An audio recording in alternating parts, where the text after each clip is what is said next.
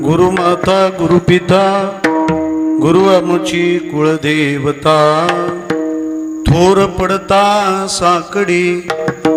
काही गाथ्यात घोर पडता असाही पाठ आहे. गुरु रक्षी मागे पुढे, काया वाचा आणि मन गुरुचरणीच अर्पण. थोर पडता साकडे गुरु रक्षी मागे पुढे, एका जनार्दनी शरण.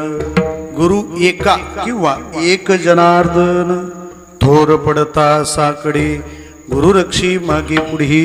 पांडुरंगा करू प्रथम नमन, दुसरी चरण संताच्या. त्यांच्या कृपादानी कथेचा विस्तारू, बाबाजी सद्गुरु दास तुका. काय माझी वाणी मानेल संतांसी, रंजवू चित्तासी आपुलिया. ओम नमो ज्ञानेश्वरा, करुणाकरा दयाळा. तुमचा अनुग्रह लाधलो, पावन झालो चराचरी. सेवे लागी सेवक झालो, तुमच्या लागलो निज चरणा. अहो स्वामी तुकया देवा, यावरी न करावा अभेर. विठला विठला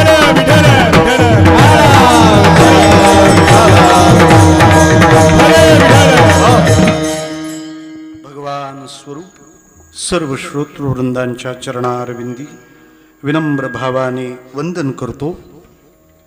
कीर्तन सेवेकरिता आपल्या पुढे सादर केलेला अभंग शांती ब्रह्म पैठण निवासी गुरुभक्तीचे कृतिशील प्रचारक श्री संत एकनाथ महाराज यांचा, त्यांच्या निश्चिंततेबद्दल औत्सुक्य असणाऱ्यांना उत्तरादाखल दिलेली माहिती म्हणजे हा अभंग आहे. विठला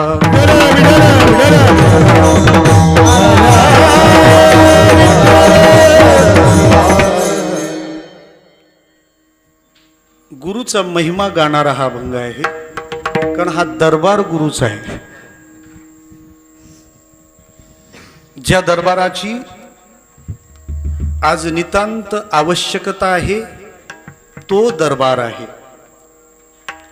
बार दररोज ओपन आहेत, दरबार बंद होते. विठ्ठला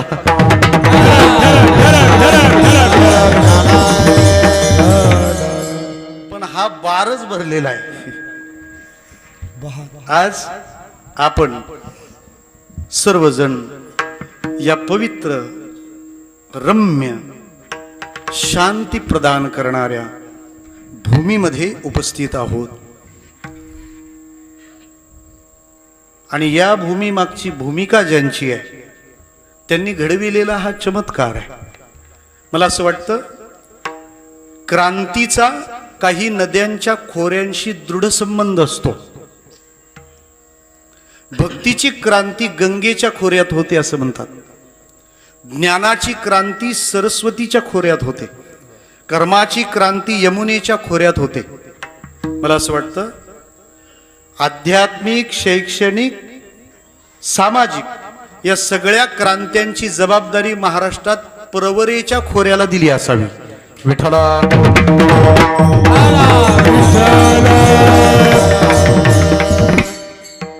गंगेचं खोरं हे भक्तीचं खोरं आहे. त्यामुळे ज्याला भक्तीचा आनंद घ्यायचा आहे त्याने गंगा तट शोधावा. गंगेचा तट भजनाला पोषक, भक्तीला पोषक. त्यामुळे भागवत कथा आपण ऐकली पाहिजे. असं राजाला जिथं सगळं उपलब्ध करून दिलं गेलं, सुखदेवजी महाराजांनी त्याला जिथं जाऊन सगळं दिलं, तो राजा गंगेच्या आश्रयाला जाऊन थांबला होता. सुखतीर्थ हे मुझफ्फरनगर जिल्ह्यात मोरणा प्रांतात गंगा मैयाच्या किनारी असलेलं क्षेत्र आहे. कर्मयोग्याने यमुनेचा काठ पकडावा, म्हणजे संसद भवन तिच्या काठी आहे असं मला काही म्हणायचं नाही. पण कृष्णाने ते नक्की करून ठेवलंय की कर्मयोगी यमुनेच्या तटावर शोभतो. ज्ञानाच्या प्रांतात कार्यरत असणारी माणसं सरस्वतीचा तट. पुराणांचं लेखन करत असताना व्यासांनी जेवढी जेवढी लेखणी चालवली, हे सगळं कार्य त्यांचं सरस्वतीच्या नदी तीरावर आहे, सरस्वतीच्या तीरावर आहे. बद्रीनाथ पासून आपण 3 किलोमीटर पुढे गेलात, माना नावाचं गाव लागतं. तुम्ही माना या न माना पण तिथं गेलेले हो म्हणतील, नक्की माना डोलावतील. त्या माना गावामध्ये व्यास आश्रम आहे. त्या शम्याप्रश आश्रमाच्या सन्निधी परिघात या ग्रंथांचं लिखाण होतं. सरस्वती ज्ञानाचा तट. तसा प्रवरा हा आध्यात्मिक, सामाजिक, शैक्षणिक सर्व प्रकारच्या क्रांतीचा तट आहे. ही क्रांती फार जुनी आहे. तशी ज्या वेळेला हा सगळा खालचा दक्षिणेकडचा परिसर रावणाच्या अखत्यारीत होता आणि इथलं राज्यपाल पद हे शूर्पणखेकडे होतं. शूर्पणखा तिकडे त्रास द्यायची म्हणून तिला इकडे शिफ्ट केलं. राज्यपाल हे पद शिफ्टिंग साठीच असतं. विठ्ठल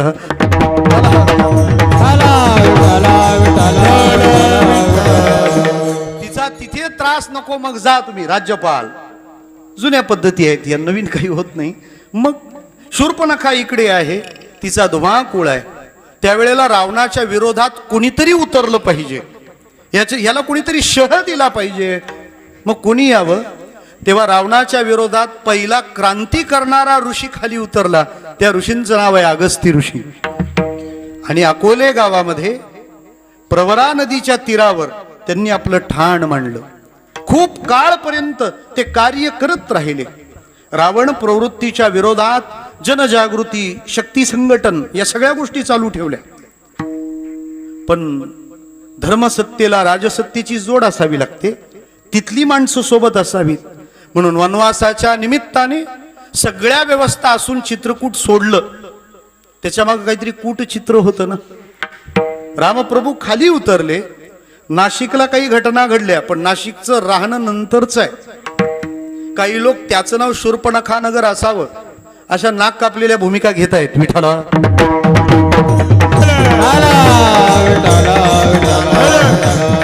पण प्रभू थेट नाशिकला नाही राहिले.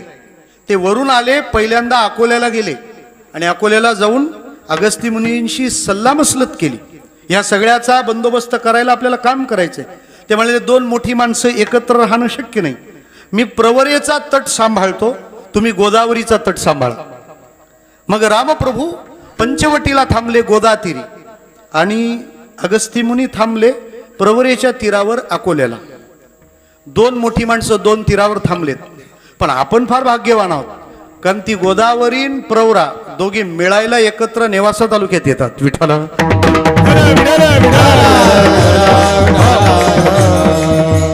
धर्माच्या प्रांतातून समाजसेवा करणारी माणसं प्रवरेच्या तीरावर राहतात आणि राजकीय प्रांतातून काम करणारी माणसं गोदावरीच्या तीरावर राहतात. मला असं वाटतं उद्धवजी महाराजांचं प्रवरेच्या तीरावर राहणं हे धर्मसत्तेतलं काम करणं आहे. आदरणीय ताईंचं माहेर संवत्सर आहे, म्हणजे गोदावरीचा तीरही मदतीला आला आणि नेवाशात हा छान धर्म कर्म आणि त्यातून उभारलेला हा भक्तीचा डोलारा. मला असं वाटतं धर्मसत्ता आणि राजसत्ता यांचा हा प्रीती संगम आहे. विठ्ठला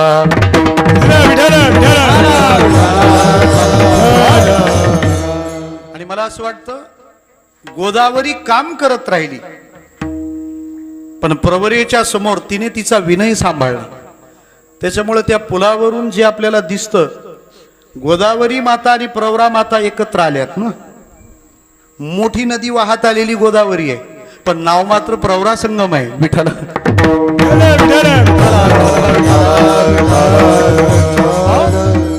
म्हणजे प्रवरेच्या तीराला क्रांतीची सवय.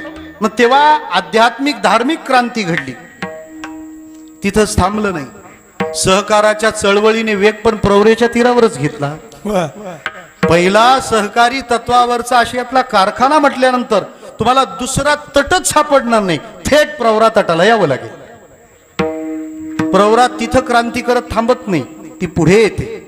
भगवद्गीतेचं ज्ञान समाज मानसाला शेवटच्या माणसापर्यंत पोहोचलं पाहिजे याचा अट्टाहास आहे. पहिल्या माणसासाठी बोलतो तो विद्वान आणि शेवटच्या माणसासाठी बोलतो तो संत. संत बोलताना काळजी घेतो, शेवटच्यालाही समजलं पाहिजे. विद्वान फार काळजी घेतात, पहिल्यालाच समजलं पाहिजे. विठ्ठला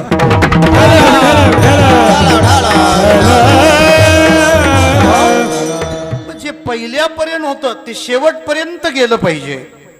ज्ञानोबाराय पाहिजे तिथं बसून पाहिजे ते करू शकत होते, पण ज्ञानोबारायांना माहिती होतं आपल्याला ही क्रांती जर करायची आहे तर तट सुद्धा क्रांतीचा पाहिजे, आणि ती क्रांती करायला माऊली प्रवरातट शोधते. विठाला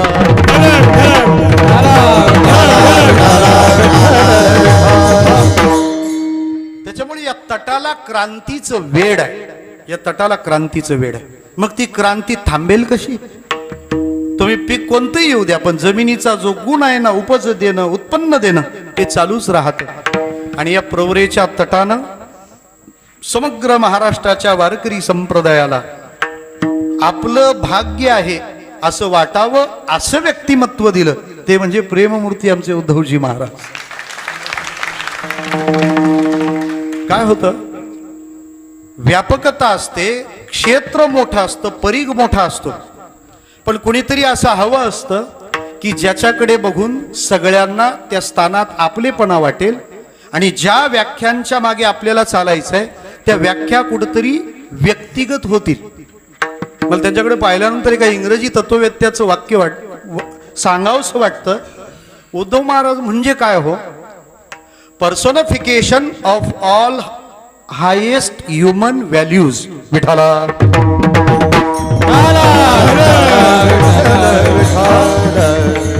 उच्चतम मानवी मूल्यांचं व्यक्तिकीकरण हे त्यांचं जीवन आहे, हे त्यांचं जीवन आहे.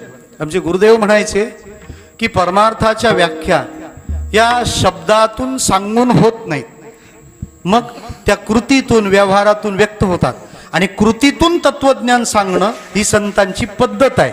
तैसे संत जगी क्रिया करुणी दाविते अंगे, क्रिया करुणी दाविते अंगे, क्रिया करुणी दाविते अंगे.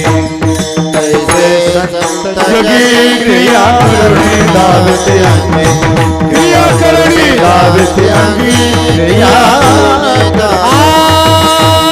तैसे संत जगी क्रिया करुणी दाविते अंगे, क्रिया करुणी दाविते अंगे,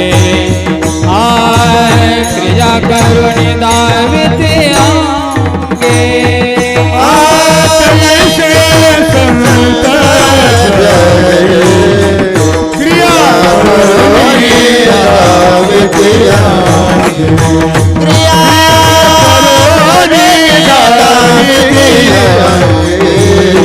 क्रिया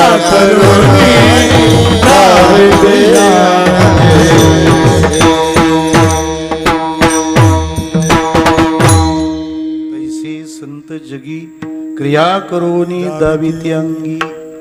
त्या तत्वज्ञानाचं एक कृतिशील चालतं बोलतं उदाहरण महाराजांच्या निमित्ताने आपल्याला पाहायला मिळतं. तुकोबारायांच्या भाषेत तुका म्हणे आम्हा जोडली जोडी, संताचे चरण आता जीवेन सोडी. स्वतः बोधाचा आनंद घेता घेता सर्वांपर्यंत हा प्रसाद वाटला पाहिजे, यासाठी वारकरी संप्रदायातलं अव्याहत परिश्रम करणारं व्यक्तिमत्व म्हणून सर्वजण त्यांच्याकडे पाहतात. समन्वयाचार्य ही भूमिका काय असू शकते, ती त्यांच्या रूपाने मूर्त रूप आहे. सगळ्यांना ते आपले वाटावेत, आणि ते ज्यांना आपले वाटतायत त्यांना जवळ घेऊन त्यांना आपल्यासारखं करावं असं ज्यांना वाटतं त्यांनी हा दरबार भरवलाय. विठाला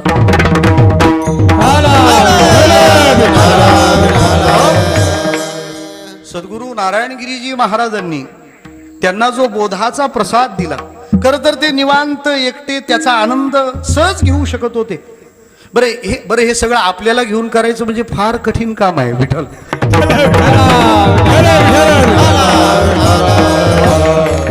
आमचे गुरुदेव असं म्हणायचे, गुरुच्या सानिध्यात राहताना आपल्या मनात एक गोष्ट नेहमी असली पाहिजे की आपल्यामध्ये किती किती दुर्गुण भरलेले असतात.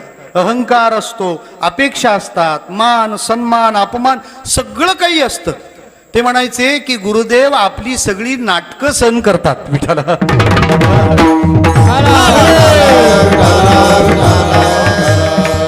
बरं ते का सहन करतात? साधूने ठेकाच घेतलेला असतो, जे भेटतील त्यांना तिथपर्यंत पोहोचवलं पाहिजे. ही जी समाजोन्नयनाचं जे कार्य चाललंय ते कार्य महाराजांकडवी घडतंय आणि प्रत्येक वयोगटासाठी घडतंय. ज्या प्रकाराने सूर्याचा उदय झाल्यानंतर मग तो काही रिझर्वेशन मधून प्रकाश पुरवत नाही, तो सर्वांकरता मोकळा होतो. का जगाचे आंधे फेडितू, जगाचे मध्ये सगळं आलं, या सगळ्यांचं आंधळे पण दूर होतं. हे जे वाटणं आहे हे साधूला संत या भूमिकेत घेऊन जातं. म्हणजे मला भगवत भक्तीचा आनंद मिळाला आणि माझा मी एकांत सेवी होऊन जर तो उपभोगत राहिलो, अशा भूमिकेवर जगतो तो साधू. पण सेवितो हारस वाटितो आणि यारे होऊन कारण भरी, यारे होऊन कारण भरी, यारे होऊन कारण भरी, यारे होऊन कारण भरी. सेवितो हारस वाटितो आणि सेवितो हारस वाटितो आणि सेवितो हारस वाटितो आणि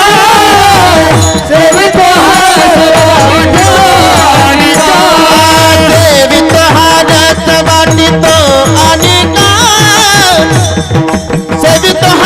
वाटितो आणि सेवितो हारस वाटितो आणि सेवितो हारस वाटितो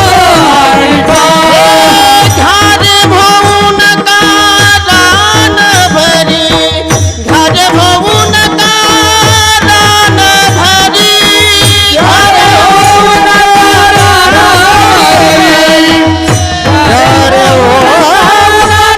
भरी, घारे होऊन कारण भरी. हा विठेवरी जाती पाऊले समान, विठेवरी जाती पाऊले समान, विठेवरी जाती पाऊले समान, विठेवरी जाती पाऊले समान.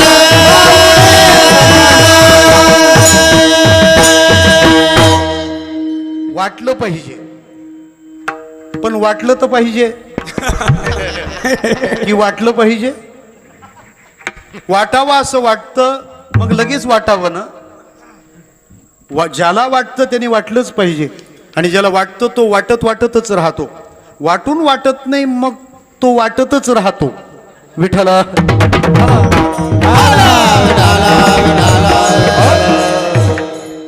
आणि आज ह्या उत्सवाची नितांत आवश्यकता होती, कारण लोक भयग्रस्त आहेत, लोक भयग्रस्त आहेत आणि त्यांना निर्भयतेचा संदेश देण्याची नितांत गरज आहे.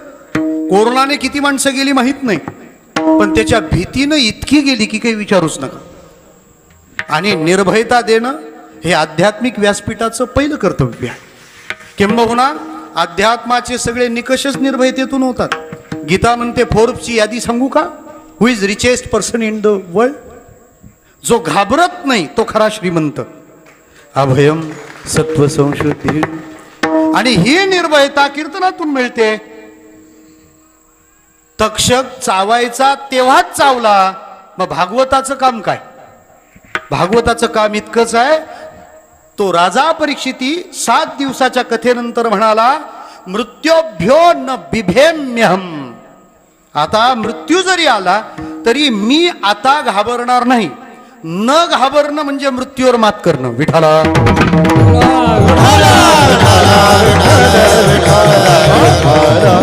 आणि कीर्तनाने निर्भयता दिली समाजाला.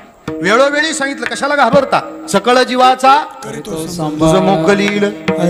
अजिबात घाबरू नका, अजिबात घाबरू नका. का? कोरोना आला, येऊ देत ना. कोरोना आला, कोरोना झाला, कोरोना तरी सगळेच जातात असं थोडं आहे. नाही तर मग बऱ्याच जागा रिकाम्या राहिल्या असत्या.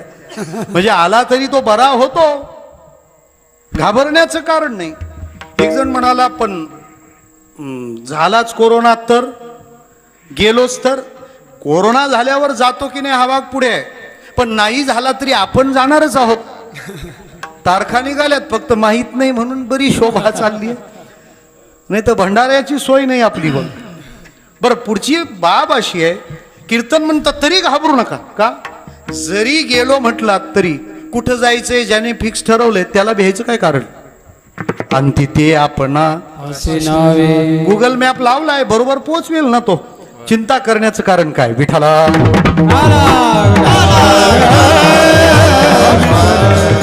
आणि सर्व संतांनी हेच सांगण्याचं काम केलं. अक्कलकोटला आम्ही गेलो तर काय संदेश आहे अक्कलकोटचा? भिवू नकोस, मी तुझ्या पाठीशी आहे. स्वामी ते सांगायला तिथं बसले होते. हा जाऊन आल्यावर म्हणतो अन्नछत्र मंडळात जेवण फुकट आहे. मला असं वाटतं कीर्तनांकडे ती कशासाठी ऐकायला पाहिजेत हा दृष्टिकोन जर द्रष्टा असता तर ऐकलंय तेवढ्यानेच निर्भय राहता आलं असतं. काही जण म्हणतात कीर्तन हसण्यासाठी का रडण्यासाठी? कारण एक तर हसणं चालू आहे नाही तर रडणं चालू आहे. म्हटलं ते हसण्यासाठी नाही आणि रडण्यासाठी नाही, हसण्याच्या आणि रडण्याच्या क्षणी कसं असावं हे शिकवण्यासाठी कीर्तन आहे. विठाला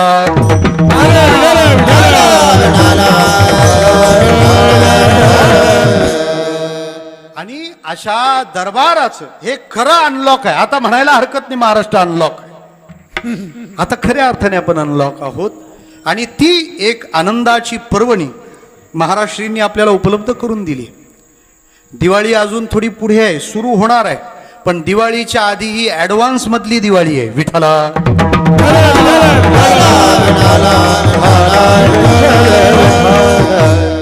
त्यामुळे ह्या दिवाळीचा आनंद घेत असताना या दरबारात ही कीर्तन सेवा संपन्न करत असताना आपण सर्व ज्येष्ठ श्रेष्ठ आदरणीय वंदनीय पूजनीय आध्यात्मिक स्तरातील थोर थोर अशी विभूतिमत्व सामाजिक राजकीय शैक्षणिक प्रांतातून सेवा करणाऱ्या सर्वांनी गच्च भरलेला हा दरबार आहे. गायलेला अभंग एकनाथ महाराज यांचा आहे.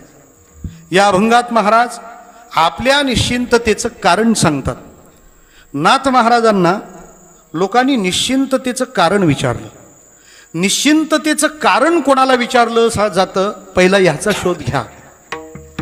तुम्ही निश्चिंत कसे असं त्यालाच विचारलं जातं ज्याच्या जीवनात चिंतित होण्यासारखी अनेक कारणं असतात. विठाला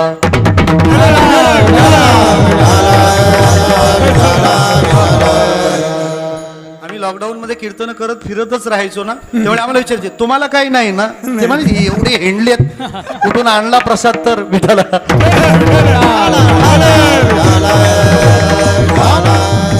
त्यामुळे तुम्ही निश्चिंत कसे हे त्यालाच विचारलं जातं ज्याच्या जीवनात चिंता करण्यासारखी खूप कारणं असतात. का कसे काय नाथ महाराज तुम्ही निश्चिंत? नाथ महाराजांनी चिंतित व्हावी अशी स्थिती तरी काय? कोणती परिस्थिती अशी लागून गेली? नाथ महाराजांच्या चिंतित होण्याला सगळ्या गोष्टी कारण आहेत. मग सामाजिकता कारण आहे, त्या काळातली राजकीय स्थिती कारण आहे, त्या काळचं आध्यात्मिक कार्य सुद्धा कारण आहे की महाराजांनी सहज चिंतित व्हावं. पहिला राजकीय कारणाचा विचार आपण करा. नाथ महाराजांनी का चिंतित होऊ नये? हो, का चिंतित होऊ नये? साधारण वारकरी संप्रदायाची जी मुख्य मार्गिका आहे ती ज्ञानबा तुकाराम अशी आहे. ज्ञानोबाराय तुकोबाराय ही आमची मार्गिका आहे.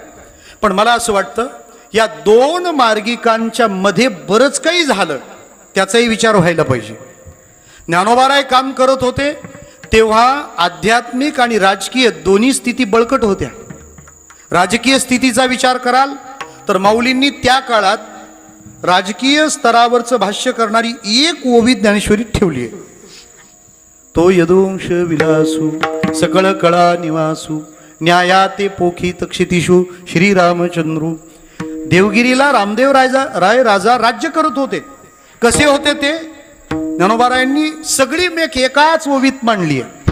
यदुवंश विलासू ह्या अर्थ काढून, बरोबर ना वाणी महाराज? न्यायाते पोखित क्षितिषु, या पृथ्वीला तो न्यायाने सांभाळत होता. श्रीरामचंद्र रामदेवराय राजा राज्य करतोय म्हणजे राजकीय स्थिती अनुकूल आहे. जगद्गुरु तुकोबाराय जेव्हा कार्य करतात त्या काळात छत्रपती शिवरायांचा वावर पुणे परिसरात आहे. म्हणजे या दोन कालखंडांना राजकीय स्थिती अनुकूल आहे. जरा मध्ये या, तिकडे ज्ञानोबाराय इकडे तुकोबाराय, पण याच्या मध्ये आहेत एकनाथ महाराज. आणि नाथ महाराजांचा काळ हा मोगली सत्तेचा, यवनी सत्तेचा सुवर्ण काळ होता. मला सांगा, राजकीय सत्तेच्या प्रतिकूलतेमध्ये धार्मिक कार्याचा प्रसार आणि प्रचार करणं फार जिकरीचं आहे. कीर्तन सुरू व्हायला किंवा मंदिरं उघडायला घटस्थापना यावी लागली विठाला.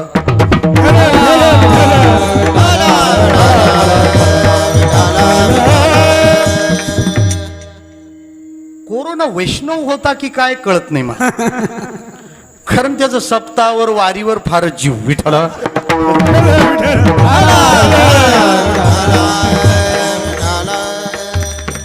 मला म्हणायचं काय की तो काळ प्रतिकूल आहे. त्या काळात ते कार्य अवघड आहे. बरं, दुसरी एक गंमत सांगतो आपल्याला. मोघल उत्तरेकडून दक्षिणेकडे आले त्यांचा पसारा करत करत. त्याच काळात नाथ महाराज भक्तीचा पसारा करत दक्षिणेकडून उत्तरेकडे गेले. प्रवाहाच्या विरुद्ध चाललेला कार्यक्रम आहे हा.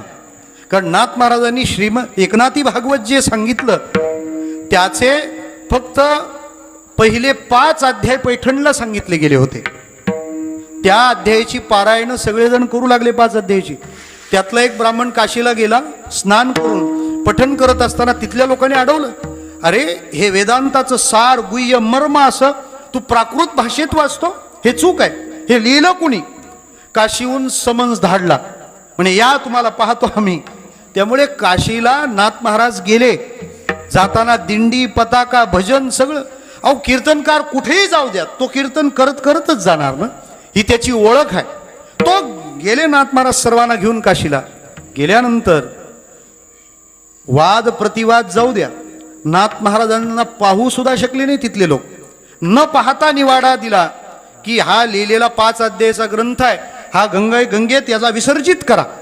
वारकरी संप्रदायाचं तत्वज्ञान या कवी कल्पना नाहीत. सगळे ग्रंथ आमचे बुडवण्याचा प्रयत्न केल्यानंतर तरलेले ग्रंथ आहेत. त्यामुळं त्या ग्रंथात बुडणारा नक्की तरतो विठाला.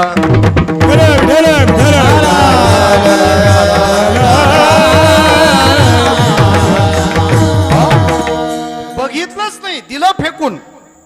ज्याचा न्याय निवाडा करण्याची आमच्यात हिंमत नसते ना, माणसं अशीच फेकाफेकी करतात हो. त्याच्याबद्दल तो ग्रंथ फेकून दिला. गंगा मातेने वज्र चुडेमंडित हात वर काढला आणि तो ग्रंथ झेलला. अख्ख्या काशीत जय जयकार. मग काशीकरांनी आग्रह धरला, आता उरलेले 26 अध्याय इथंच होऊ द्या. उरलेलं नाथ भागवत काशीत सांगितलं गेलंय. मला फार वाटत राहतं महाराष्ट्री की आपल्याकडची विद्यार्थी मंडळी इथला अभ्यासक्रम पूर्ण करून पुढच्या विद्याभ्यासाकरता काशीला जातात आणि ज्ञानकरणासाठी जीवन समर्पित करतात. मला कधी कधी असं वाटतं की जुनी परंपरा इथल्या लोकांनी काशीत जाऊन काशीला ज्ञान सांगण्याची आहे विठ्ठला.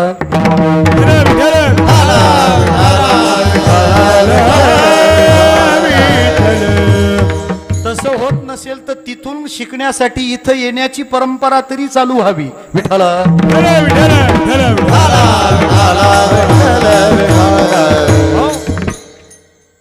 तो ग्रंथ तिथे पूर्ण झाला. राजकीय सत्ता अनुकूल नाही, चिंतित होण्यासारखी स्थिती आहे.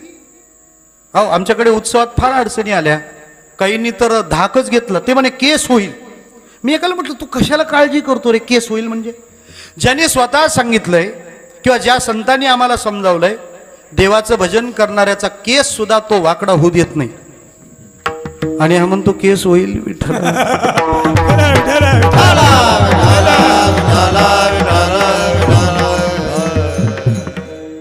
म्हटलं झाले तो हो दे ना, एवढे आहेतच ना, आणखी होईल, दुसरं काय होणार आहे. कशी प्रतिकूल.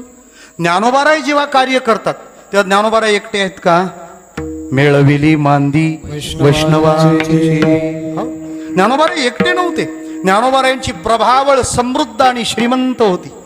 काय त्या परिघाचं ऐश्वर्य आहे महाराज. हो, माळ्याने संतत्वापर्यंत जावं, ही केवढी मोठी प्रगती आहे, ही केवढी मोठी क्रांती आहे. मला असं वाटतं की जात, वर्ण, आश्रम या सगळ्याच्या पलीकडे नेऊन भक्तीचं वैभव जर जगाला दाखवलं असेल तर त्या क्रांतीचे जनक आहेत ज्ञानोबाराय विठ्ठला.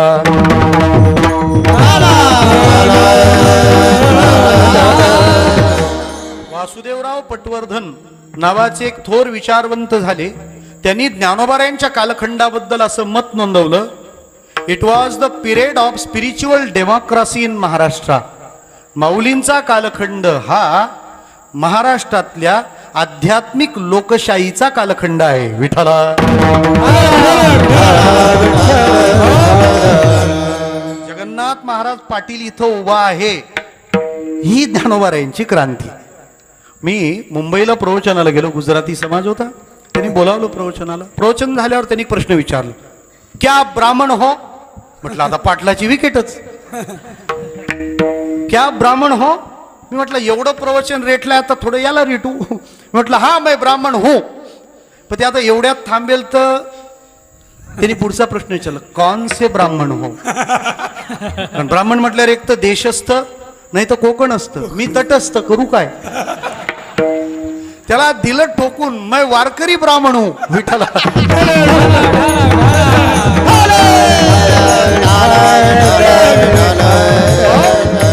परमार्थाला किती सोपं करून सोडलं, किती सोपं करून सोडलं. मला असं वाटतं वारकरी भक्तीचा भजनाचा आनंद म्हणजे फार नियमवाल्यांच्या अडचणीच हो. मी पण थोडा एक नियम करायचा, मला कसं करत जा म्हणे, काय आपलं आपलं खायचं, कोणाच्या आजचं खायचं नाही ठरवलं होतं. पण म्हटलं काल्याचं कीर्तन कसं करू, ते एकमेका देऊ मुखे. विठ्ठला.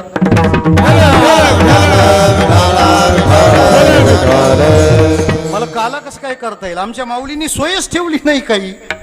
म्हणजे ज्ञानोबाराय जेव्हा कार्य करत होते तेव्हा महाराज संत समुदाय मोठ्या प्रमाणात होता.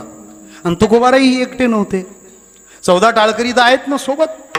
निळोबारायांपासून आधी सर्व संत मंडळी आहे, पलीकडे समर्थांचं कार्य चाललेलं आहे. म्हणजे आध्यात्मिक दृष्ट्या हे दोन्ही कालखंड समृद्ध आहेत. पण मधल्यामध्ये एकाकी लढले म्हणून एकनाथ महाराज आहेत. विठ्ठला.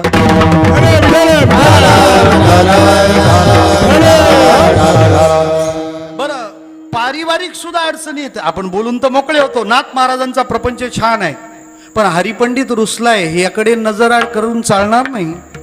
कारण नाथ महाराजांचं लोकांमध्ये जाऊन कीर्तन करणं, कुणाच्याही घरी जाऊन प्रसाद घेणं त्यांना आवडत नव्हतं आणि नाथ महाराजांना ते सोडवत नव्हतं. विठ्ठला.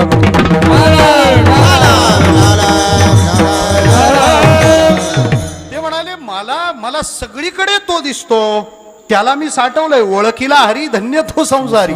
त्याच्यामुळे सर्व पातळ्यांवर चिंता करावी असं नाथ महाराजांचं जीवन असताना त्यांच्या जीवनातली निश्चिंतता पाहिली आणि लोकांना अप्रूप वाटलं. लोकांना कशाचंही अप्रूप वाटतं. हो, मैतावर काही माणसं रडली तरी त्यांचं तसं शांत राहतं, जाऊ द्या तुम्ही पोराबाळांकडे पहा किती रडतं. बरं, एखादा रडत नसतं, काय माणूस आहे रडलाच नाही काही. विठ्ठला. अप्रूप सर्वाच आहे, पण एवढ्या विचित्र आणि विपन्न स्थितीत नाथ महाराजांची निश्चिंतता समाजाला चिंतित करत होती. महाराज, तुम्ही या सगळ्या पार्श्वभूमीवर निश्चिंत दिसता. परमार्थिकाची पहिली खूणच ती आहे, निश्चिंतता. ती चिंता तो ठेवत नाही, भगवंताला त्याने सुपूर्त केलेली. तुझी चिंता त्यासी सर्व आहे या बोधावर तो राहतो ना. नाथ महाराज म्हणतात, चिंतित होण्याच्या सगळ्या कारणांच्या पलीकडे मी जो निश्चिंत दिसतो त्याला कारण मी आहे कोणाचा, मी आश्रय कुणाचा केलाय, मला सांभाळणारे कोण आहेत ते पहा. पहिलं चरण. गुरु माता गुरु पिता, गुरु माता गुरु पिता, गुरु माता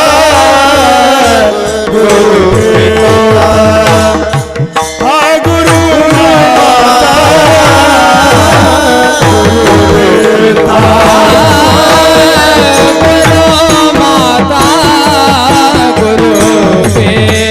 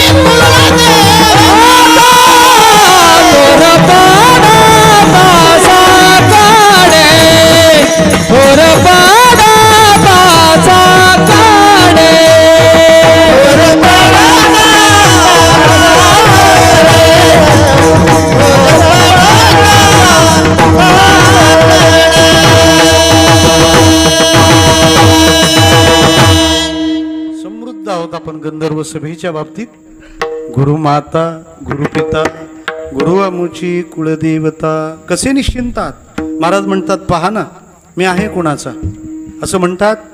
ज्ञानाच्या प्रांतात मी कोण आहे हे कळलं की माणूस निश्चिंत होतो, आणि भक्तीच्या प्रांतात मी कोणाचा आहे हे कळलं की तो निश्चिंत होतो.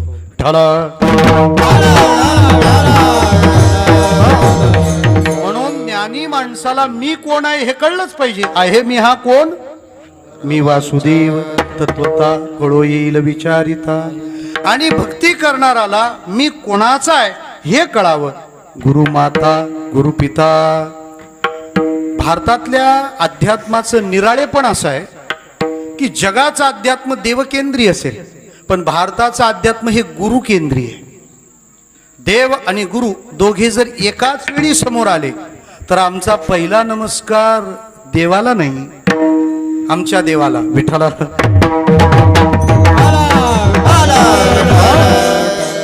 गुरु गोविंद दोनों खडे का के लागे उपाव, बलिहारी उस गुरु की जिन्होंने गोविंद दियो बताव. भारत ही गुरुभूमी आहे. त्याचा आपल्याला गुरूर असला पाहिजे की आम्ही गुरुची आहोत ना. सगळ्या जगाला गुरु पुरविण्याचं काम हे भारताने केलंय. तेव्हापासून आतापर्यंत सगळ्या पंथांचे जे मुख्य मार्गदर्शक प्रवर्तक आहेत ते इथला प्रसाद घेऊनच निघाले. आणि 12वीला असताना एक तिवारी नावाचे प्राध्यापक होते, त्यांनी मला एक उतारा पाठ करायला दिला होता. तो सॉक्रेटिस त्याचा शिष्य नमस्कार करून जग जिंकायला निघाला होता. निघालेल्या त्या सिकंदरने नमस्कार केला आपल्या गुरुला आणि प्रश्न केला की मी जग जिंकायला चाललोय, भारत जिंकणार आहे, तुम्हाला काय आणू सांगा. सिकंदर ने कहा सुकरात से क्या तुझको मैं लाऊंगा, विजय डंका बजा कर जब हिंद से लौट आऊंगा. काय आणू सांगा. त्यावेळेला त्या सॉक्रेटिसने दिलेलं उत्तर फार महत्वाचं आहे. तो असं म्हणाला, कहा सुकरात ए राजन अगरचे तुम वहां जाना, हमारे वास्ते भारत से एक ज्ञानी गुरु लाना. विठ्ठला.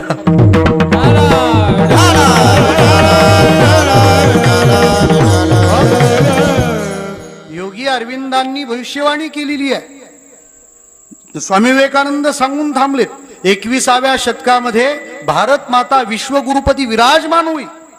आरोग्याच्या समस्या उभ्या राहिल्या तेव्हा पण गुरु म्हणून एक बाबाच उतरले ना व्यासपीठावर. सगळे शिकलेले फा फू करायला लागलेच की. आखाती राष्ट्राने ओंकाराचा उच्चार स्वीकारून प्राणायाम स्वीकारले. योग गुरु. ओशोंच्या मागे अख्खं जग वेड झालंच होतं ना. स्वामी रामने हिमालयातल्या लोकांना ध्यानाचं वेड लावलंच ना. विवेकानंदांनी अद्वैत वेदांत मतावर प्रेम करायला जगाला भाग पाडलंच ना. कृष्णम वंदे जगद्गुरु झालाच ना. आतापर्यंत सगळ्या जगाला अपेक्षा आहे की ह्या भारताकडूनच काही मिळेल, कारण ही गुरुभूमी आहे. वेळोवेळी इथे गुरुस्तवनाचा गुरुभावनेचा उद्घोष होत राहिला. नाथ महाराजांना संधी मिळाल्याबरोबर ते गुरुप्रेम असं ओव्हरफ्लो झालं म्हणतो ना आपण. आणि काय आहे, ज्याचं जे स्पेशल आहे ते तो सांगायची संधी सोडत नाही, आणि तसल्या प्रांतात कोणाचं ऐकून घेत नाही. तुम्ही लोणावळ्याला गेले जर म्हणाले नेवाशाला चिक्की चांगली मिळते, ऐकतील ते सांगायला जगनलाल कशाला, मगनलाल पुरे आहे ना. तो येवन उत्तर देईल विठ्ठला.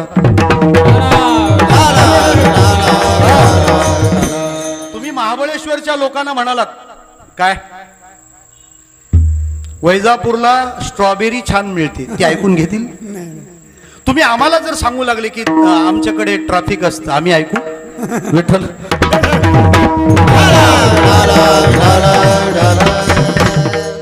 जागरचा कीर्तनकार काल्यालाच पोहोचला पाहिजे. मला म्हणायचं काय, जे ज्यांच्याजवळ विशेष आहे ना ते त्याच्याबद्दल मत नोंदवण्याची संधीच सोडत नाही. नाथ महाराज म्हणतात, अध्यात्म पथावरची आम्ही माणसं आहोत. गुरु हेच आमचं सर्वस्व आहे, आणि ते गुरु माझे माता आहेत, माझे पिता आहेत. त्यामुळे मला चिंता करण्याचं काही कारण नाही. त्या गुरु शब्दाबद्दल पुरातनांपासून सर्वजण त्याची पूजा करतच आलेत. पण सध्या एक नवीन ट्रेंड आलाय. ट्रेंड कोणता? गुरु कशाला पाहिजे. इतका अवघड आहे. महाराष्ट्री आमच्याकडे गेल्या वर्षी गुरुपौर्णिमेला पोरांनी गुगलची पूजा केली. म्हटलं कशाला? तोच गुरु आमचा जागतिक गुरु कोण? गुगल. आता मला माहिती होतं गुगळे बुवांचं नॉलेज किती आहे ते. मी त्याला म्हटलं अरे पण गुगल असलं तरी गुरु पाहिजेच ना. तर कसं काय नाही, नुसतं टाईप करा, तुम्हाला पाहिजे ती माहिती देतं. मग आणखी गुरु काय वेगळा? मी म्हटलं अरे तू टाईप करशील ते तुला माहिती गुगल देईल, पण तिथं टाईप काय करायचं हे जे सांगणारा लागतो तो गुरु. विठ्ठला.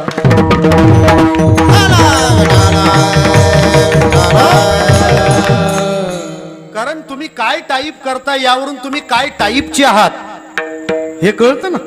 ते तो जो सांगणारा लागतो ना, तो सांगणारा त्याला गुरु म्हणतात. त्याच्याशिवाय कसं काय जीवन महाराज, त्याच्याशिवाय कसं काय जीवन. आज निघाला अनेक ट्रेंड.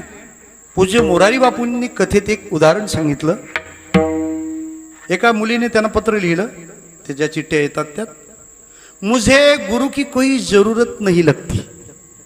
बापूंनी ती चिठ्ठी वाचली आणि सांगितलं बेटा तुझे लगता है कि गुरु की कोई जरूरत नहीं, ये बात तेरे लिए ही रख दे, ये मैं नहीं मान सकता. क्यों? मेरे गुरु ने मुझे जो न्योछावर किया है, जो सौंप दिया है, मुझे अगर रात में उसकी याद आए ना, स्मृति जागृत हो जाए ना, तो तकिया पूरा गीला हो जाता. इतना रोता हूं, इतना रोता हूं. ये सब उनका दिया हुआ है, इसलिए गुरु की जरूरत नहीं. ये तू कहे, ये मोरारी बापू नहीं मान सकता. विठाला.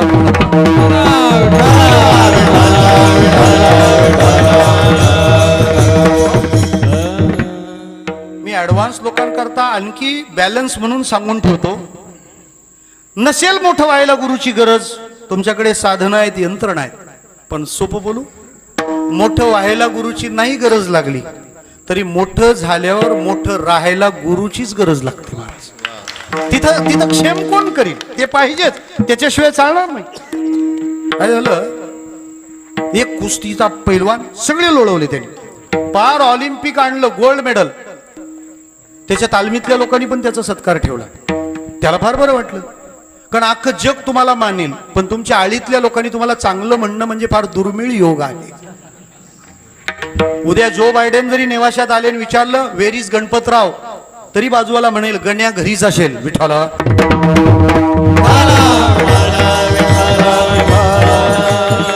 तुम्ही ज्यांच्यात राहता त्या सानिध्याने तुम्हाला सन्मानित करणं याला फार सुकृत लागतं, फार सुकृत लागतं, फार सुकृत लागतं. त्याला बरं वाटलं. तालमीतले लोक सत्कार करतात, सत्कार वगैरे झाला, हातात माईक दिला त्याच्या, तो म्हणाला तुम्ही फार छान केलं, माझा सत्कार केला, मलाही बरं वाटलं, गोल्ड मेडलिस्ट आहे, पण भरपूर लोळवलंय, पण आपली हाऊस नाही झाली.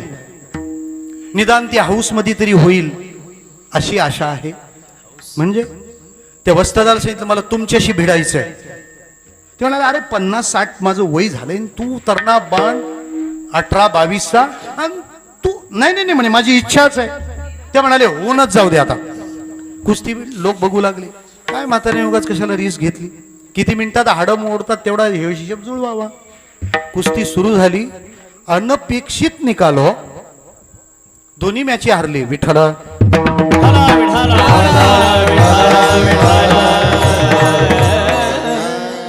IPL मध्ये भरपूर आहे त्यामुळे अडचण नाही. मला काय म्हणायचं आहे, अनपेक्षित झालं हो, अनपेक्षित झालं. काय अनपेक्षित झालं, ते 55 किलो वर बसले, हे 18 लोळलं. लोळल्यानंतर लोक झाली एकदाची हौस याची. आता तो पुन्हा म्हणाला माईक द्या इकडं. त्याला काय माईक द्या, पाहुणे न होत आले. ते म्हणाले हो माईक 8 वाजल्यापासून आलाय. विठ्ठल.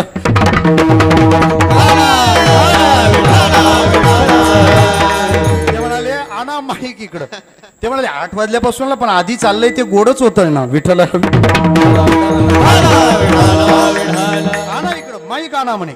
माईक हातात घेतला आणि माईक हातात घेऊन ते म्हणाले वस्ताद माझा तुमच्यावर फार राग आहे म्हणे. कसला राग?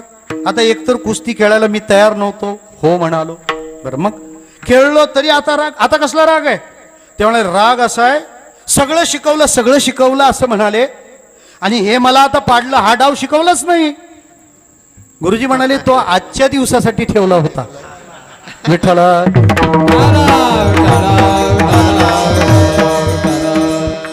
सगळे डाव जीवनात शिकता येतात. एक शेवटचा डाव शिकवणारा आयुष्यात लागतो, भेटतो, त्याला गुरु म्हणतात. काय हो त्यांचं माझं नातं?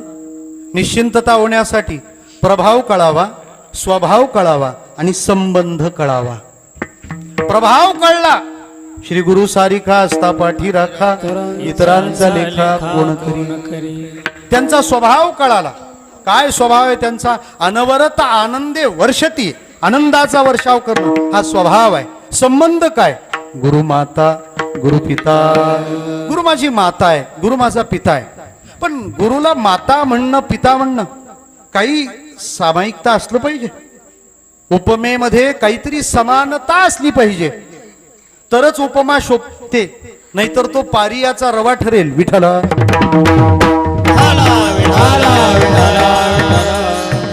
उगाच त्या विषयात का शिरा?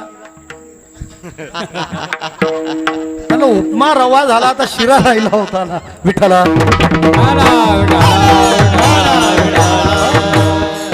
आई आणि गुरु कसं काय समान मानता? आई तर 9 महिने 9 दिवस पोराला पोटात सांभाळते ना. संत म्हणतात ती पोटात सांभाळते, 9 महिने 9 दिवस पूर्ण झाले की बाळाला पोटाबाहेर ढकलते. पण सद्गुरू अशी माऊली आहे, आपल्याला आपल्या सगळ्या अपराधांसकट पोटात घेते, म्हणून ती माता आहे ना. म्हणून ती गुरु माऊली आहे. आपल्या कितीतरी अवगुणांना आपल्या सद्गुरूंनी सोसलेलं असतं, कितीतरी सहन केलेलं असतं. दंभ असतो, अज्ञान असतं, विकार, वासना, कामना, या सगळ्यांसकट ते आपल्याला हो म्हणत असतात ना. हे काय कमी आहे? ते म्हणाले पण तरी कसं काय आई म्हणणार? आई म्हटली म्हणजे मुलाबाळांसाठी काहीतरी केलं पाहिजे. काय केलं पाहिजे? म्हणे आईने मुलाचा सोहळा केला पाहिजे, मुलाचा लळा पाळला पाहिजे, मग तिला आई म्हणतात. सोहळा आणि लळा करते तिला आई म्हणा. सोहळा आणि लळा काय फरक आहे? बाळाचा आपण करावा असा वाटल्यावर आई जो करते तो सोहळा, आणि बाळाला वाटतं आईने आपला हा करावा असा होतो तो लळा. विठ्ठला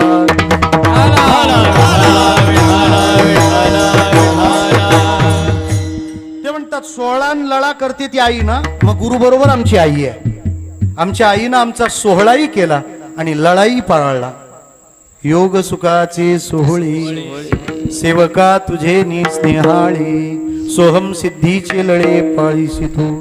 योग सुखाचा सोहळा केला आणि सोहम सिद्धीचा लळा पाळला. हो, पण आई बाळाला सांभाळते, मांडीवर घेते ना. खेड्यात तर आंघोळीची काय गंमत असते, फार छान.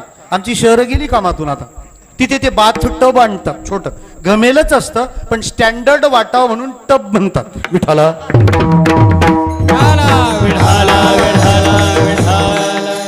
फळच असतं ते, पण जरा सुशिक्षित वाटावं म्हणून लोक फ्रूट म्हणतात. सोपं काय? फ्रूट म्हणायचं म्हणजे केवढा त्रास आहे. श्वास रोखून धरा, तोंडाचा चंबू गबाळ्या करा आणि रामदेव बाबांसारखी भस्री गावला फ्रूट. पुन्हा बोलताना समोरच्याच्या तोंडावर थुंकी उडणार नाही याची काळजी. मग सरळ फळ म्हणणं सोपं होतं ना, पण ते फ्रूट म्हटल्याशिवाय त्या ड्राय असेल तर बघायलाच नको. अहो काय खेड्यातला आनंद असतो. ती आई पाटावर बसते, पाय सरळ समोर सोडते आणि आपल्या मांडीवर बाळाला पालतं घालते. जगातलं सगळ्यात भारी शाही स्नान आहे ते. काही शाही स्नान आहे. आई बाळाला मांडीवर घेते म्हणून ती माता ना. आमच्या गुरुने पण आम्हाला मांडीवर ठेवलंय. आधार शक्तीच्या अंकी. कोणती मांडी दिली? सोपी नाही महाराज ही. जरा सोपं बोलू. साध्या मांडीची इच्छा करायला निघालेला माणूस सुद्धा जर मध्ये संत भेटले ना तर मांडी चेंज होते. हो द्या विठ्ठला.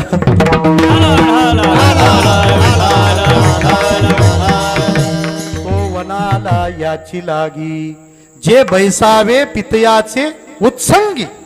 बापाच्या मांडीवर बसायला आला होता, देवाच्या मांडीवर नेऊन बसवलं ना महाराज. आधार शक्ती मुलाधार स्थित असलेल्या कुंडलिनीच्या मांडीवर बसवतात. काय माऊलीची कल्पना आहे हो. कल्पनाच करू शकत नाही आपण. उगाच नाही तुकोबाराय म्हणाले, तुका म्हणे नेणे युक्तीची ते खोली. म्हणजे हे देहूचं म्हणणं आहे महाराज की मला आळंदीची खोली कळत नाही. आळंदीत खोली असणं वेगळं आणि आळंदीची खोली कळणं वेगळं. आळंदीत खोली पाहिजे, पण त्या खोलीला खोली पाहिजे. विठ्ठला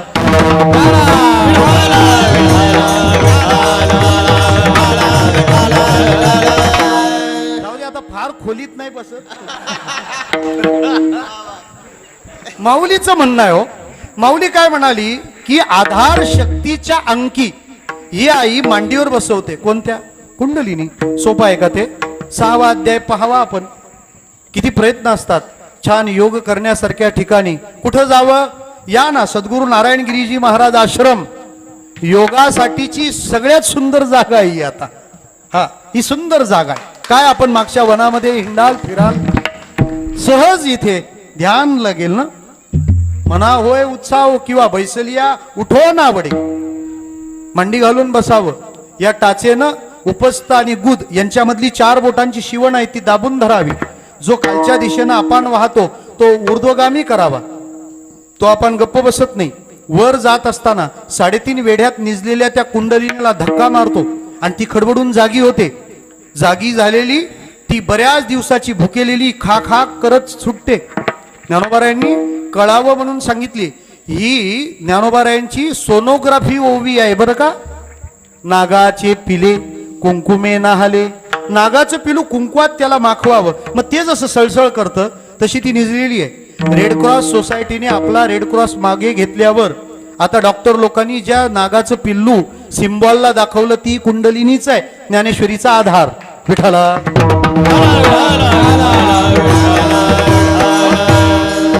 मला असं वाटतं या ग्रंथांपासून आम्ही दूर गेलो म्हणून कोरोनाने आपल्याला हरवायला घेतलं होतं. हा या परंपरा सामान्य नाहीत. परंपरेला वेड म्हणण्या इतका अजून विज्ञानच शहाणं झालं नाही. विठाला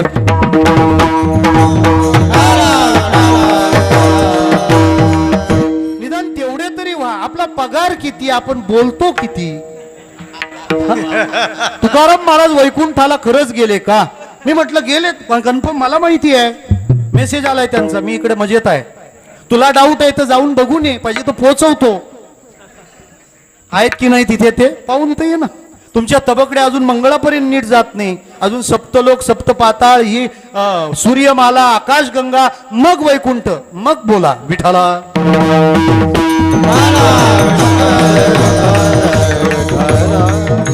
कुंडलिनी जागी होते. सप्त धातू सप्तरस सगळ्याचं सेवन करते. तिचं काय पोट भरत नाही महाराज. पण तरी जेवढं खाते पिते ना त्याचा ती गुरळा टाकते असं म्हणतात. पोट भरत नाही पण गुरळा. बऱ्याच गोष्टी आहेत. हे गुटखा खाणार आहेत त्यांचं कुठं पोट भरतं. एक मला फोटो एकाने दाखवला. एक साप असा नाक विष सोडतोय. खाली लिहिलं होतं अमेरिकन कोब्रा. त्याच्यापेक्षा जास्त लांब उडवली ती विषाची धार. खाली लिहिलं होतं आफ्रिकन कोब्रा. आणि एक जण चालू गाडीतून दरवाजा उघडून गुटक्याचं थुंकत होता. खाली लिहिलं होतं इंडियन कोब्रा. विठ्ठला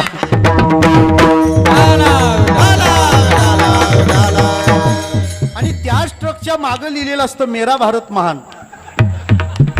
कसं काय होणार हो या देशाचं? मोठी अडचण आहे, मोठी समस्या आहे. स्वच्छतेनेच परमार्थ सुरू होतो. विठाला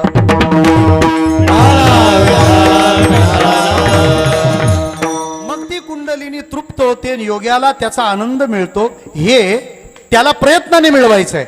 पण ज्ञानोबारायांनी काय केलं ते म्हणतात या लेकराला ती आई मांडीवर बसवते.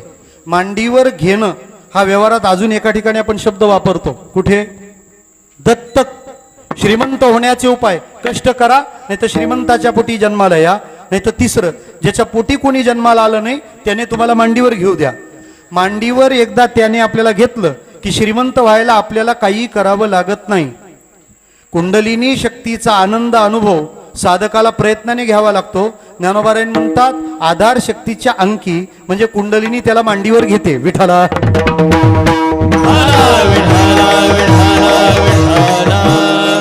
ठीक आहे. अजून काय करते ते म्हणतात आई झोके देते पाळण्यात. हिचा पाळणा उंच आहे. हृदयाकाश पल्लकी परिये देसी निजे. अहो आमची आई आम्हाला ओवाळते मग ती पण ओवाळते की. प्रत्येक ज्योतीची ओवाळणी. आमची आई आम्हाला खेळणी देते. करसी मनपवनाची खेळणी. आई आमची आम्हाला दागिने घालते. आत्मसुखाची बाळलेणी लेवविसी. आई आम्हाला दूध पाजते हो. अरे त्या आईनं पाजलेलं दूध पहा. 17वेचे स्तन्य देसी. अनाहताचा हल्ल रुगासी. समाधी बोधे निजविसी बुधावनी. म्हणून आम्ही आमच्या गुरुला माता म्हटलंय. आमच्या गुरुला माता म्हटलंय. गुरु पिता, माता आणि पिता म्हणण्याचं आणखी एक कारण आहे.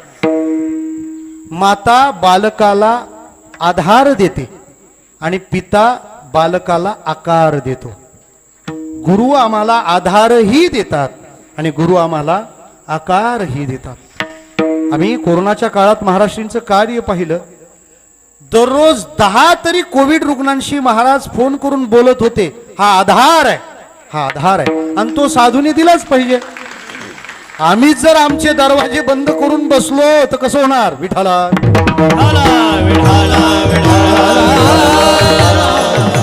आपण सर्व संत मंडळींनी ते काम अव्याहतपणे केलंय, अव्याहतपणे केलंय. वारकरी थांबले नाहीत. महाराज आधार दिला आणि जिथं पाहिजे तिथं आकार दिला. हे दोन्ही काम एकच गुरु करत होते. आधार आणि आकार हे दोन्ही देण्याचं काम करतात. म्हणून गुरु आम्हाला माता आणि पिता दोन्ही गरजेचे आहेत. सोपं बोलू, मडकं माहितीये, मडकं लागतं ते आपल्याला. नाही आयुष्यभर जरी लागलं,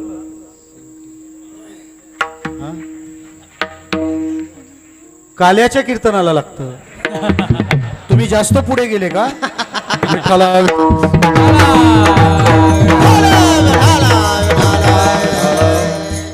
ते मडकं जेव्हा तो कुंभार घडवतो ना त्या आळीमध्ये, तेव्हा त्याचं ते आकार द्यायचं काम चाललेलं राहतं. एका हातात थोपटणं राहतं, मारत राहतो. त्याचा हात एकच दिसतो पण त्याला हात एकच असतो नाही, हात दोन आहेत.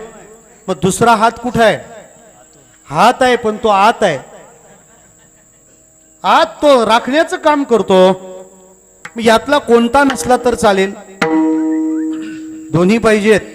कारण आतला हात आधार देतो आणि बाहेरचा हात आकार देतो. आधार आणि आकार दोन्ही गरजेचं आहे. गुरुदेव काय करत असतात? सगळ्यांना आपलं म्हणून जवळ घेत असतात, पण जवळ घेतल्यानंतर त्यांचा आतला शिल्पकार पाषाणातून देवत्व घडवत असतो. महाराज घडवत असतो. आणि आपल्याला माहिती असतं की आपल्याला अशी अनेक अनेक प्रकाराने अनेक अनेक अंगाने आपल्यातलं ते शिल्प त्यांनी साकारलेलं आहे. ते आधार देतात गुरुमाता, ते आकार देतात गुरुपिता. आमच्या पूज्य स्थितीत सुद्धा गुरु आमुची कुळदेवता, गुरुमाय गुरुपिता, गुरुक्षेत्र गुरुदेवता, गुरुपूजेविण परवता मार्गून येणे. आम्ही गुरुपूजेशिवाय काही मानत नाही.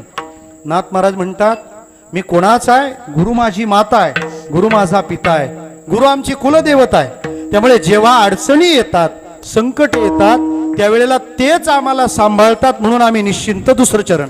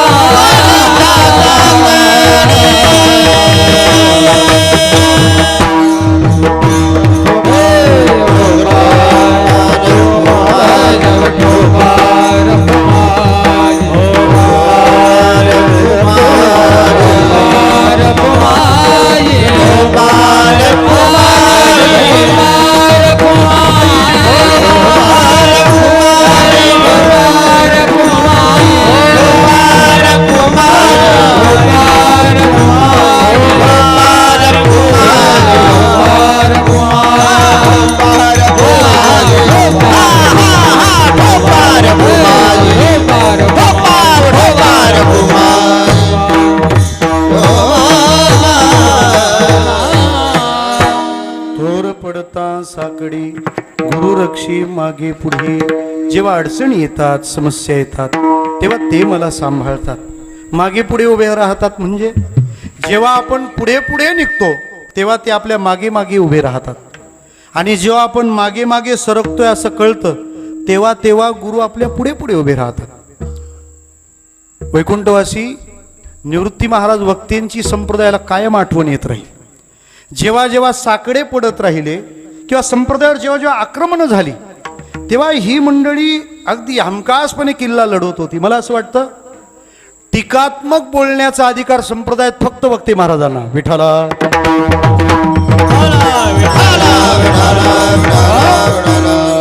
महाराज तोप होती ती तोप. तोफेचे गोळे ना असे लांब जाऊन पडतात. आज आपल्याकडे तोफा नाही, आपल्याकडे फक्त आता वस्त्र आहेत, त्यामुळे आपल्याच माणसांच्या हजामती चालतात. विठाला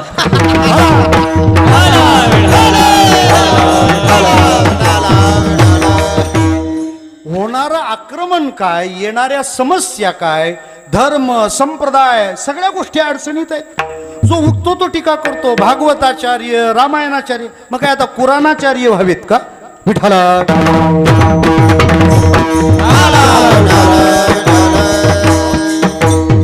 आम्ही तर महाराज मोहीम धरली आहे. प्रत्येक गावात भागवत रामायण सांगणारे एक एक जण असले पाहिजे. तो हा धर्म सांगायचा कुणी, कसा शिकवायचा? सगळ्या प्रकाराने आक्रमण होत आहेत आणि त्या त्या काळात त्या त्या माणसांनी त्या त्या जबाबदाऱ्या. अहो स्वप्न केवढी मोठी आहे ना, आपण समस्या काय घेऊन बसलोय? आपल्याला समस्या कळत नाही, हीच समस्या. मला एक जण म्हणाला ते आपल्या हिंदी पिक्चरवाल्यांना ऑस्कर अवॉर्ड का भेटत नाही, ते हॉलिवूडवाल्यांनाच का भेटतात? म्हटलं त्याचं कारण आहे, हॉलिवूडवाल्यांचे प्रॉब्लेम मोठे असतात. परग्राहून कोणीतरी येतंय, पृथ्वी संपुष्टात आणायला निघालंय, मग तो हिरो उभा राहतो, हिरोईन मदत करते, सगळं जग त्यांची वाहवा करतं. मग हिंदीवाल्यांना काय भेटत? त्यांचं सोपं राहतं. ते हिरोईनच्या कानाखाली एखादा विलन मारतो, हा जाऊन त्याला चाकू खुपसतो, झाला पिक्चर. विठाला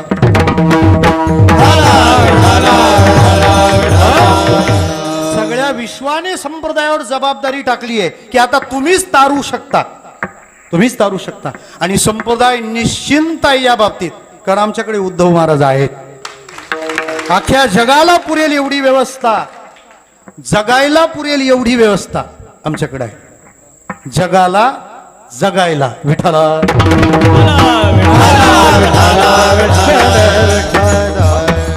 मला असं वाटतं त्यांनी कीर्तनच सांगितली पाहिजेत असं काही नाही. ते आले तरी संप्रदायाचा प्रचारच होतो, हे प्रचारकाचं खरं लक्षण आहे. त्यांना पाहावं, त्यांनी पाहावं, काम होऊन गेलं ना महाराज. त्यांनी पाहिल्यानं माणसं माळकरी होतात. त्यामुळे आपल्या जबाबदार, कारण आपल्याला पाहून ज्यांनी घातले ते काढायची पाळी. विठ्ठल त्यांना ऐकलं ना तर प्रवचनकाराला वाटेल कीर्तन करावं, आणि आम्हाला ऐकलं तर तो फेटा पण विकून टाकायच्या पारी. विठ्ठला सत्कर्माला लागलेल्या प्रत्येकाचं ऊर्जावर्धन झालं पाहिजे. सांगू आपल्याला, आम्ही सद्गुरू नारायणगिरीजी महाराजांना पाहिलं नाही बरं का अरुणगिरी महाराजजी, आम्हाला तेवढा प्रारब्ध योग नाही. पण आमच्या कोकणामध्ये, आमच्या भागात ही जी भक्तीची परंपरा वाढवली ती नारायणगिरी महाराजांच्या परंपरेनेच वाढवलेली आहे. आमचे शुभम महाराज कवडे आज आलेत आणि रामप्रसाद बाबा कवडे नारायणगिरीजी महाराजांच्या सेवेत होते. आणि शुभम महाराजांच्या पणजोबांनी आमच्याकडे भजनं सुरू केली. तेव्हा म्हणजे अक्षरशः असे मासे पकडायचे जाळे टांगलेले असायचे आणि मध्ये महाराज येऊन भजन करायचे. आता आम्ही कीर्तनकार वारकरी होणंच मुळात व्याघात आहे, हा अपसिद्धांत आहे. कारण कोकणातला माणूस वारकरी शक्यच नाही. आम्हाला परीक्षेत प्रश्न असायचे, कोकणातील आहार भात व, मग आम्ही इकडं कसे? ही नारायणगिरीजी महाराजांची कृपा आमच्यावर सुद्धा आहे. हा त्यांनी करून ठेवलंय. रामदास बाबा मनसुख हसायचे आम्हा लोकांना, आगरी माणूस माळकरी म्हणजे वाघ शाकाहारी. हो, त्या मासे पकडण्याच्या जाळ्यामध्ये येऊन ही परंपरा भजन करायची. सोपं बोलू, तेव्हा जाळ्यात भजन केलं म्हणून आता आम्ही भजनाच्या जाळ्यात आहोत. विठ्ठला विठ्ठला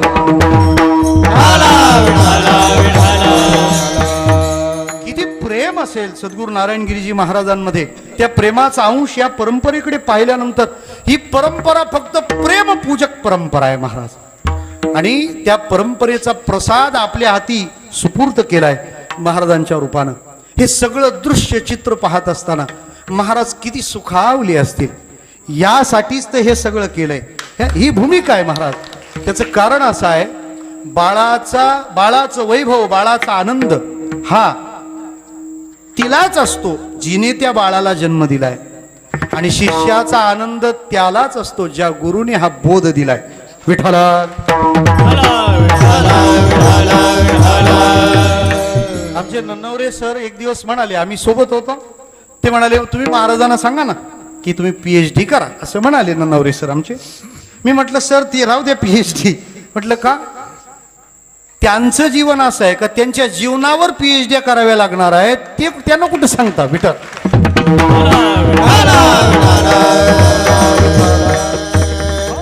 मला म्हणायचं काय, हे एक अद्भुत जीवन आहे, एक अद्भुत जीवन आहे. आणि ही माणसं जेव्हा उभी राहतात, काय आनंद असेल नारायणगिरीजी महाराजांना की ही मेहनत, हे परिश्रम, हे हे हे महत्वाचं आहे.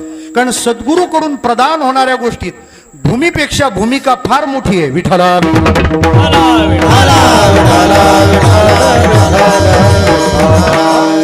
त्यामुळे आम्ही जगाला सांगू शकतो काळजी करू नका, आम्ही येतोय.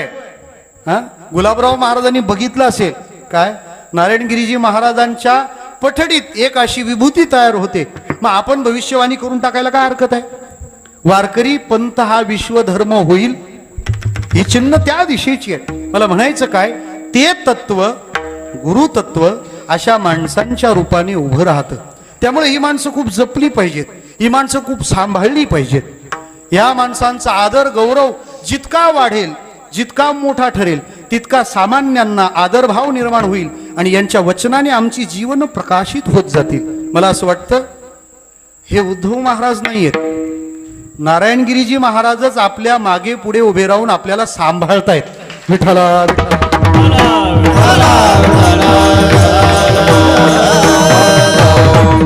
नाथ महाराज म्हणतात ते मला सांभाळतात ना, मग मी काय केलंय ते पण तुम्हाला सांगितलं पाहिजे. काया वाचा आणि गुरुचरणीच अर्पण.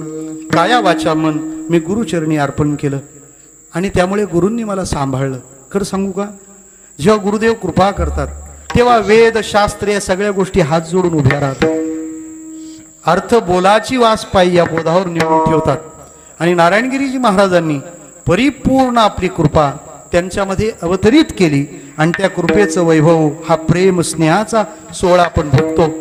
नाथ महाराजांना विचारलं का हो, ज्या गुरुदेवांच्या कृपेनं हे सगळं घडलं त्या गुरुदेवांचा आम्हाला परिचय होईल. एका जनार्दनी शरण गुरु एक जनार्दन ज्ञानेश्वर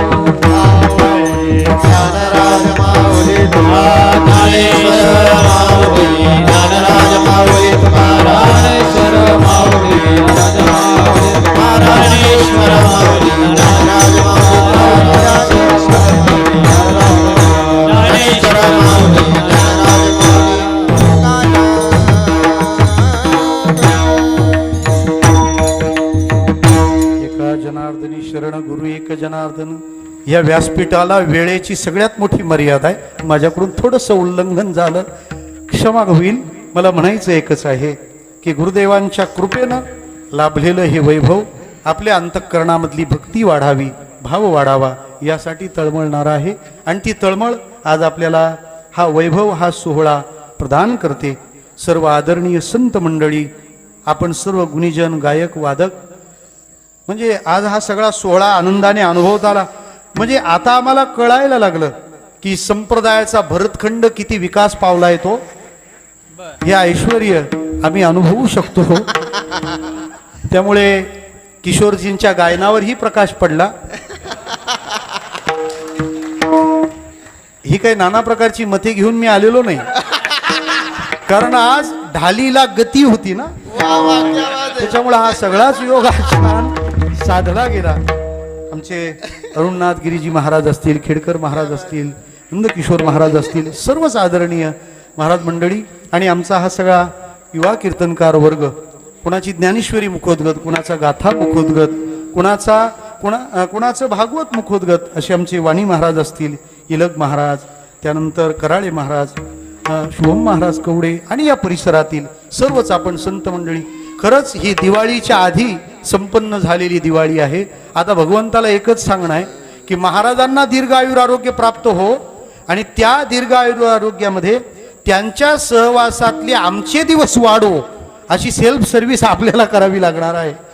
तेव्हा झालेली आहे सेवेला सद्गुरू नारायणगिरीजी महाराजांच्या चरणी समर्पित करताना आपणा सर्वांना दीपावलीच्या शुभकामना प्रदान करतो आणि शब्दांना विराम देतो. एका जनार्दनी शरण, एका जनार्दनी शरण, जनार्दनी शरण, एका जनार्दनी शरण, एका जनार्दनी शरण, एका जनार्दनी शरण, एका जनार्दनी शरण, एका जनार्दनी शरण. गुरु एका जनार्दन, गुरु एका जनार्दन, थोर पडता साकडे, थोड पडता साकडे. गुरु एका जनार्दन, गुरु एका जनार्दन, थोर पडता साकडे, थोर पडता साकडे. गुरु रक्षी मागे पुढे,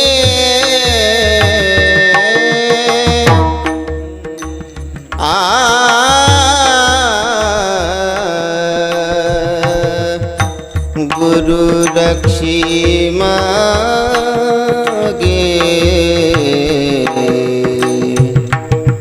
मागे पुढे,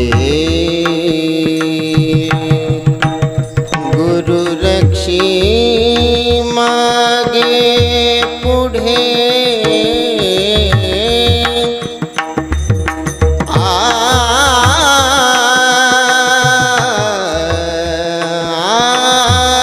गुरु रक्षी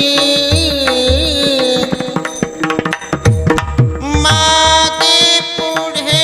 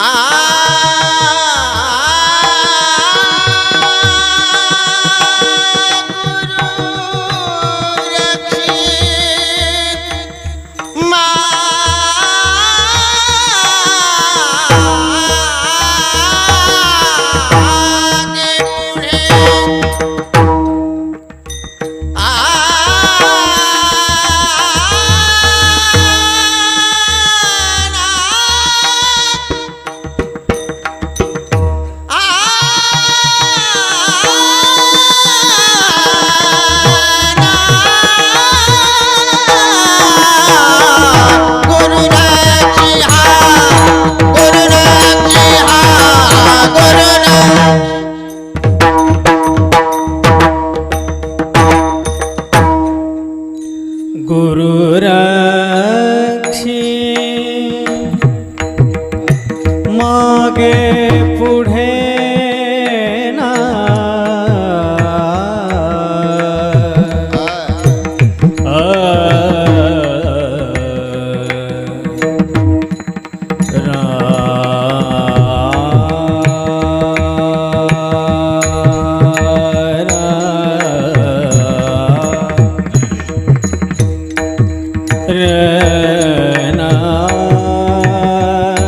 गुरु रक्षी